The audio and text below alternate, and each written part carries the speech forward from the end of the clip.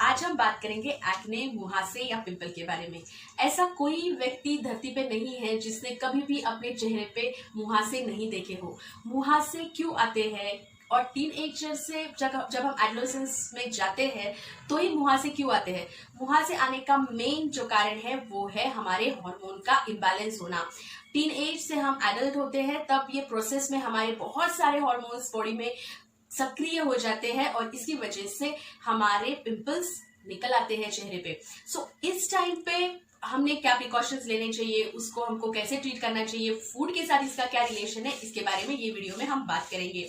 मैं doctor Sonal Kolte, clinical dietitian, weight loss expert and nutritionist. अगर मेरे वीडियो आपको अच्छे लगते हैं तो प्लीज सब्सक्राइब कीजिए और अगर ऑलरेडी सब्सक्राइब है तो शेयर कीजिए आपके फेसबुक और ट्विटर वॉल पे। अगर आप मुझसे डाइट प्लान बनाना चाहते हैं तो मैंने अपनी वेबसाइट की लिंक डिस्क्रिप्शन बॉक्स में दे दी है, वहां पे आप मुझे कांटेक्ट कर सकते हैं।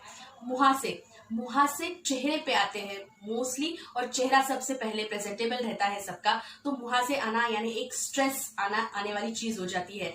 स्ट्रेस और मुहासे आना या मुहासे बढ़ जाना या पिंपल्स का बढ़ जाना डायरेक्टली रिलेशनशिप में आता है स्ट्रेस के साथ। और स्ट्रेस और फूड, जब भी हम स्ट्रेस में रहते हैं, हम ओवर ईटिंग करते हैं या हमें जो नहीं खाना चाहिए, जो जंक फूड्स हम खाते हैं, पानी नहीं पीते, कौन से टाइम पे कितना भी फ्रीक्वेंसी से हम जब फूड खाते हैं तो हमें लगता है कि शायद वो खाना खाने से हमारे पिंपल्स बढ़े हैं, लेकिन main reason is stress hormone को इम्बैलेंस करता है। बहुत सारी मेडिसिन लाइक स्टेरॉइड्स या हार्मोनल मेडिसिन अगर आप ले रहे हैं तो भी पिंपल्स बढ़ जाते हैं और आते हैं। ये अगर आप अवॉइड करते हैं, स्ट्रेस कम होने देते हैं, ये मेडिसिन अगर आप नहीं लेते तो पिंपल कम होने का और बहुत ज्यादा जो उसका आउटब्रेक हो जाता है वो हम कम कर सकते हैं। बहुत बार बोला जाता है कि हम फ्राइड खाते हैं या हम डार्क चॉकलेट बहुत खा रहे हैं या चॉकलेट्स हम खा रहे हैं या फैटी फूड हम बहुत ज्यादा खा रहे हैं, इस वजह से पिंपल्स आते हैं, लेकिन ये एक मिथ है। स्ट्रेस और बहुत सारे जो मेडिसिन के साइड इफेक्ट्स में भी आपको पिंपल्स आ सकते हैं।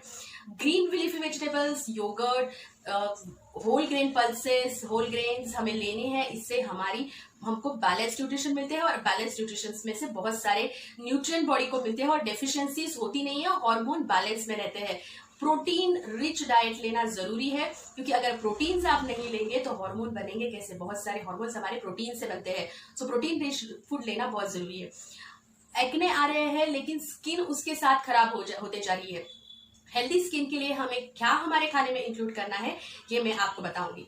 सबसे नंबर वन पे आता है vitamin A and vitamin C. Vitamin A beta carotene के फॉर्म में हम लेते हैं जिसे बॉडी कन्वर्ट करती है विटामिन ए। ये प्रोसेस में जो सीबम प्रोडक्शन होता है मोस्टली जो एक्ने में हमें दिखता है वो कम करने का काम ये प्रोसेस में होता है। इसीलिए अब अगर बीटा कैरोटीन रिच फ्रूट जैसे कि गाजर, पंपकिन, ऑरेंज कलर के जो फ्रूट्स है, अगर पपाया, ऐसे फ्रूट अगर आप खाते हो तो आपको बीटा कैरोटीन अच्छी मात्रा में मिल जाता है। हर एनिमल फूड में लाइक अगर आप चिकन, एग्स या रेड मीट खा रहे हो तो उसमें से भी भारी मात्रा में आपको विटामिन ए मिलता है।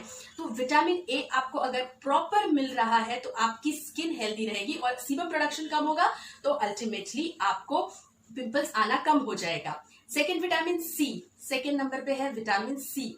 विटामिन सी रिच फूड आपको पता ही है, जितने भी सिट्रस फूड है, oranges, sweet lime, lemon, all is rich sources of vitamin C. आंवला, मिंट, हरी मिर्ची, धनिया, ग्रीन वेजिटेबल्स सभी विटामिन सी से भरपूर है, तो विटामिन सी आपको लेना है।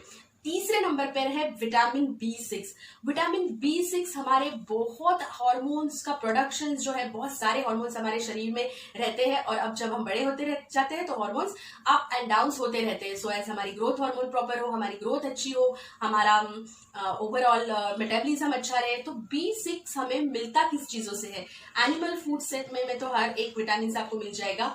दही में ये मिलेगा, लैक्टिक एसिड भी हमें दही में से मिलता है और वो एंटी इंफ्लामेटरी करके काम आता है। सो लैक्टिक एसिड के लिए दही हम खा सकते हैं। पल्सेस हमारी है, मूंग, मोठ, चना, छोले, ये चीजें आप अपने खाने में रखिए। नट्स, आलमंड्स है, वॉलनट्स है, किशमिश है, अंजीर है, पिस्ता, काजू, ये नट्स की एक सिंपल क्वांटिटी अगर आप खाने में रहते हैं तो आपको हर एक टाइप के विटामिन मिलते हैं। जिंक, तीसरे नंबर पे है जिंक। ये mineral vital role, important role इसमें साबित करता है, क्योंकि जिंक प्रोड्यूस करता है बहुत सारे हार्मोन को। जिंक की अगर डेफिशिएंसी हो जाती है तो बहुत दिक्कतें हमें फेस करनी पड़ती है। जिंक हेल्दी हार्मोन को रखता है, उसका बैलेंस प्रॉपर रखता है और एंटी इंफ्लेमेटरी करके भी काम में आता है। अगर कुछ फंगल इन्फेक्शन भी आपको स्किन में हो जाती है और आप डॉक्टर के पास जाते हो तो डॉक्टर आपको जिंक के सप्लीमेंट्स दे देते हैं। तो 3 नंबर पे है जिंक। कुछ चीजें हमें अवॉइड करनी है, जैसे कि डायरेक्ट सन में अगर आप जा रहे हो तो डायरेक्ट सनलाइट, आप एक्सेस सनलाइट को अवॉइड कीजिए। 4th नंबर पे हम लेंगे वाटर। वाटर की लिंक मैंने वाटर पे एक वीडियो बनाया था, उसका डिस्क्रिप्शन बॉक्स में मैं लिंक दे देती हूँ, आप देख लीजिए।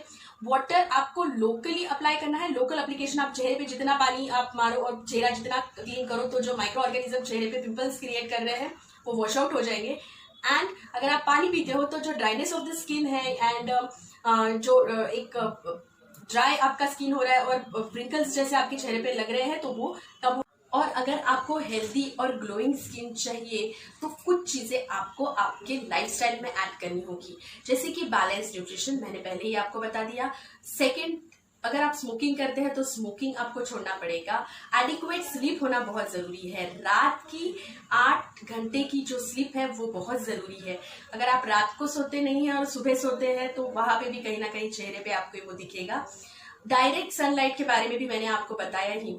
जो विटामिन और मिनरल्स के बारे में मैंने आपको बताया उसका सेल्फ प्रिस्क्राइब मत कीजिए खुद को उसके लिए, क्योंकि बहुत बार ओवर विटामिन अगर हम ज्यादा ले लेते हैं तो उसका भी साइड इफेक्ट्स हमें देखना पड़ता है। स्किन ड्राई हो जाती है या पिंपल्स ज्यादा बढ़ जाते हैं। सो डॉक्टर की सलाह से आप वो लीजिए, और नेचुरल वे से तो आप उसको ले ही सकते हैं। अगर आप सप्लीमेंट्स ऐड करना चाह रहे हो तो प्लीज डॉक्टर की सलाह लीजिए। Thank you very much.